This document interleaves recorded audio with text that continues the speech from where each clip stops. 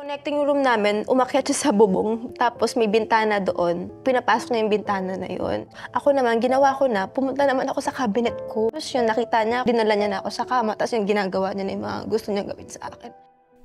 Matapang na ibinahagi ng actress-vlogger na si Sashna Laparan ang masalimuot na alaala ng kanyang pagkabata na ikinuwento niya sa YouTube channel ni Tony Gonzaga na Tony Talks.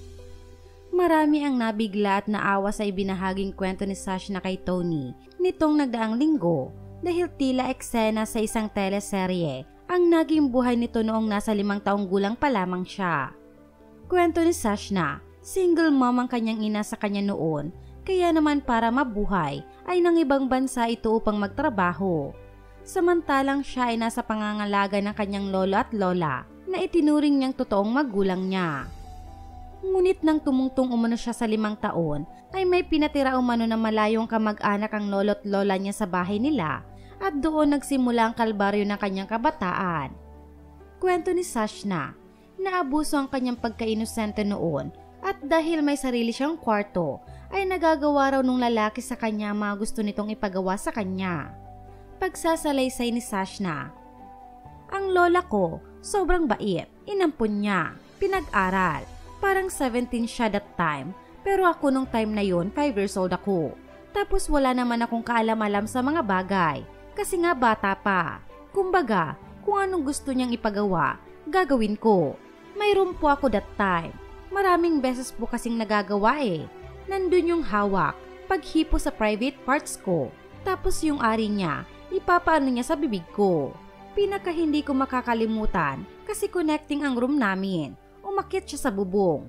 Tapos may bintana doon. Pinapasok niya yung bintana na yun. So ako, alam ko na pag madaling araw na, pupunta siya sa kwarto ko. Ako naman ginawa ko na, pumunta naman ako sa cabinet ko.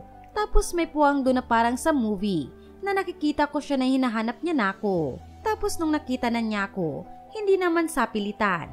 Pero dinala niya na ako sa kama. Tapos yun, ginagawa na niya yung mga gusto niyang gawin sa akin.